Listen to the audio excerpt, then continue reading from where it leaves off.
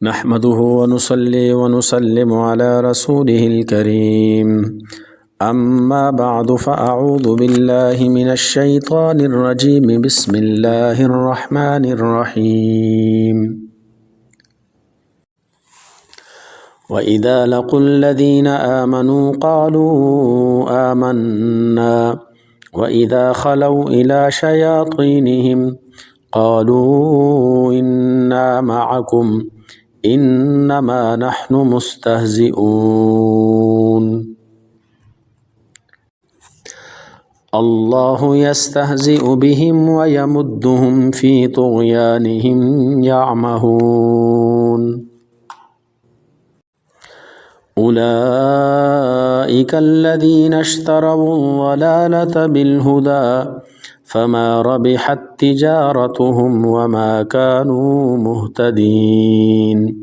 صدق الله مولانا العظيم وَإِذَا لَقُوا الَّذِينَ آمَنُوا اور جب ملتے ہیں ان لوگوں سے جو ایمان لائے، یعنی یہ منافقین جب ایمان والوں سے ملتے ہیں قالوا تو کہتے ہیں آمنا ہم ایمان لائے، وَإِذَا خَلَوْا اور جب یہ اکیلے ہوتے ہیں اِلیٰ شیاطینہم اپنے شیطانوں کی طرف تو قالوا کہتے ہیں اِنَّا مَعَکُم بے شک ہم آپ کے ساتھ ہیں، انما نحن مستہزئون ہم تو محض ان کے ساتھ مذاق کرتے ہیں۔ اللہ یستہزئ بہم اللہ مذاق کرے گا، کرتا ہے، دونوں ترجمے کر سکتے ہیں۔ اللہ یستہزئ اللہ مذاق کرے گا بہم ان کے ساتھ، ویمدہم اور ڈھیل دے رہا ہے ان کو فی طغیانہم ان کی سرکشی میں، یعمہون وہ بھٹک رہے ہیں یا اندھے بنے پھرتے ہیں۔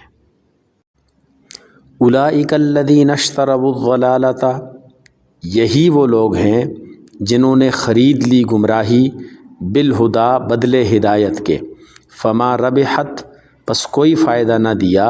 تجارتہم ان کی تجارت نے، وما کانوا مہتدین اور نہ وہ ہدایت پانے والے ہیں۔ ان آیات میں اللہ رب العزت نے منافقین کے حالات کو بیان کیا ہے کہ کس طرح دو منہ اور دو چہرے والے لوگ ہیں۔ وَإِذَا لَقُوا الَّذِينَ آمَنُوا قَالُوا آمَنَّا ایمان والوں سے ملتے ہیں تو کہتے ہیں ہم ایمان لائے، یعنی ہم ایمان والے ہیں، مومن ہیں، تمہارے ساتھ ہیں۔ اور جب وَإِذَا خَلَوْا إِلَىٰ شَيَاطِينِهِمْ جب اپنے شیطان یعنی شریر لوگوں سے جا کے ملتے ہیں تو جب وہ پوچھتے ہیں کہ کل تو تم ان کے ساتھ تھے تو کہتے ہیں قالوا انا معکم ہم تو آپ کے ساتھ ہیں، انما نحن مستہزئون ہم تو ان کی سادگی کا مذاق اڑاتے ہیں، یعنی وہ ہمیں یہ سمجھتے ہیں کہ ہم ان کے ساتھ ہیں لیکن وہ ہم مذاق کرتے ہیں ان کے ساتھ، ان کی سادگی کا مذاق اڑاتے ہیں، ہم ہیں حقیقت میں آپ کے ساتھ۔ تو اس آیت میں اللہ رب العزت نے ان کے دوغلے پن کو اظہار کے ساتھ فرمایا کہ یہ دوغلے پن والے لوگ ہیں، مسلمانوں کو ملتے ہیں تو ان کو کہتے ہیں کہ ہم آپ کی طرف ہیں، اور جب کافروں کو ملتے ہیں تو کہتے ہیں ہم آپ کی طرف ہیں۔ تو آگے اللہ رب العزت نے انما نحن مستہزئون کا جواب دیا ہے۔ اللہ یستہزئ بہم اللہ ہنسی کرتا ہے ان کے ساتھ، وَيَمُدُّهُمْ فِي طُغْيَانِهِمْ يَعْمَهُونَ اور چھوڑ دیتا ہے ان کو سرکشی میں، یعمہون وہ عقل کے اندھے ہیں۔ مختلف ترجمے ہیں، جو آسان لگے اس کو سمجھ لیجئے۔ تو یہاں پہ اللہ تعالیٰ نے یہ کہا کہ اللہ یستہزئ بہم اللہ کیسے ان کے ساتھ مذاق کرتا ہے، تمسخر کرتا ہے، تو اس استہزاء کا جواب عین استہزاء ہے کہ اگر وہ اپنے آپ کو مسلمانوں کو سادگی کی بنیاد پر وہ یہ سمجھتے ہیں کہ ہم مسلمانوں کے ساتھ ہیں،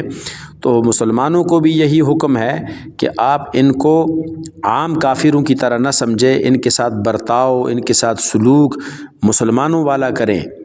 ان کو اپنی مسجدوں سے نہ روکیں تاکہ یہ سمجھیں کہ وہ مسلمان ان کے اعمال سے بے خبر ہیں۔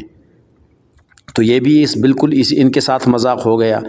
دوسری بات یہ ہے کہ اللہ رب العزت ان کے ساتھ مذاق کرے گا، جیسے میں نے ترجمہ کیا تھا، تو اس ترجمے کے اعتبار سے پھر ایسا ہوگا کہ قیامت کے دن اللہ جل شانہ ان منافقین کو مسلمانوں کے ساتھ جب یہ پل صراط کی طرف جائیں گے تو رب العالمین مسلمانوں کو ایک نور عطا فرمائیں گے۔ یہ وہ نور ہوگا کہ اس نور کی روشنی میں مسلمان اس پل صراط کو پار کریں گے۔ اب یہ اس نور کو دیکھ کر قریب آئیں گے، جب قریب آئیں گے تو اللہ رب العزت مسلمانوں اور ان منافقین کے درمیان ایک پردہ حائل کر دیں گے، اور اس پردے کی وجہ سے یہ لوگ اس نور کو کھو بیٹھیں گے اور پل صراط سے پار نہیں ہو سکیں گے۔ دوسری ایک روایت میں آتا ہے، حضرت حسن رضی اللہ تعالیٰ عنہ سے روایت ہے، فرماتے ہیں کہ جو لوگ دنیا میں مومنوں کے ساتھ ٹھٹھا کرتے ہیں، مذاق کرتے ہیں، تمسخر اڑاتے ہیں، اس اعتبار سے جو قرآن مجید کی اس آیت میں بیان کیا گیا، تو ان کے ساتھ بھی ایسا ہی ہوگا کہ جنت کا ایک دروازہ ان کے لیے کھولا جائے گا، ان کو پکارا جائے گا۔ جب وہ وہاں پہنچیں گے تو دروازہ بند کر دیا جائے گا اور یہ دروازے سے باہر رہ جائیں گے۔ تو اللہ یستہزئ بہم، اللہ ان کے ساتھ ہنسی کرتا ہے، تو ایک شکل اور ایک صورت ہنسی کی یہ ہے۔ دوسری بات یہ ہے کہ اللہ رب العزت فرماتے وَيَمُدُّهُمْ فِي طُغْيَانِهِمْ يَعْمَهُونَ، اللہ ایک دم ان کو پکڑتا کیوں نہیں ہے؟ اس لیے اللہ ڈھیل دیتا ہے۔ اب یہ ایک بات سمجھ لیجئے کہ دیکھیں دنیا کے اندر گناہگار آدمی کو بھی ڈھیل ملتی ہے، اور دنیا میں وہ گناہگار آدمی جو اس ڈھیل سے ناجائز فائدہ اٹھاتا ہے، وہ یہ سمجھتا ہے کہ میں یہ جو گناہ کر رہا ہوں اور میری پکڑ نہیں ہو رہی تو اس میں میری اپنی ہوشیاری، اپنی چالاکی، اپنی عقل مندی ہے۔ یہ اپنی عقل مندی نہیں ہوتی، وہ اللہ رب العزت ڈھیل دیتے ہیں، اور ڈھیل دو وجہوں کی بنیاد پہ دیتے ہیں۔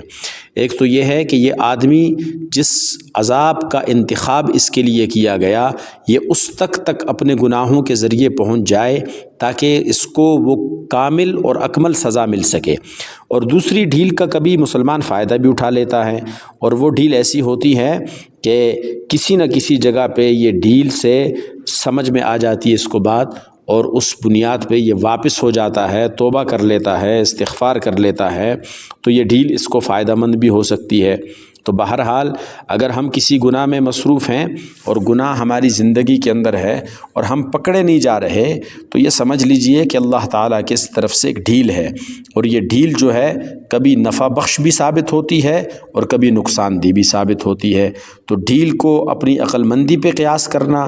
اپنی ذہن پہ قیاس کرنا یہ مناسب نہیں ہے۔ ڈھیل سے ناجائز فائدہ نہیں اٹھانا چاہیے۔ آگے اللہ تعالیٰ نے فرمایا اولئک الذین اشتروا الضلالۃ بالہدی فما ربحت تجارتہم وما کانوا مہتدین، یہ وہی لوگ ہیں جنہوں نے گمراہی خرید لی ہدایت کے بدلے میں۔ اب دو چیزیں تھیں ان کے سامنے، ایک ہدایت تھی، ایک گمراہی تھی۔ اب ان بے وقوفوں نے، منافقین نے، وہ تجارت ایسے کی کہ جس تجارت کے اندر نقصان ہے اور اس نقصان کو انہوں نے مول لیا، تو اولئک الذین اشتروا الضلالۃ بالہدی، یہ اپنی تجارت کے اندر ناکام رہے، انہوں نے ہدایت کے بدلے میں گمراہی اختیار کر دی۔ فما ربحت تجارتہم، ان کو یہ تجارت فائدہ نہیں دے گی۔ وما کانوا مہتدین، اور نہ وہ ہدایت پائیں گے۔ اب اس آیت میں آپ نے دیکھا کہ اللہ رب العزت نے ان منافقین کے ساتھ ایسا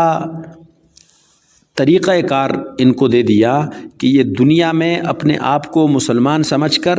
کھلے دل سے اور کھلے طور پر کفر کی طرف بھی نہیں جا سکتے، اور آخرت میں یہ مسلمان نہیں ہوں گے تو دنیا بھی خراب اور آخرت بھی خراب۔ دنیا میں بھی ہاتھ کچھ نہ آیا، آخرت میں بھی کچھ نہ آیا۔ اور پھر آگے اللہ رب العزت نے اگلی آیات میں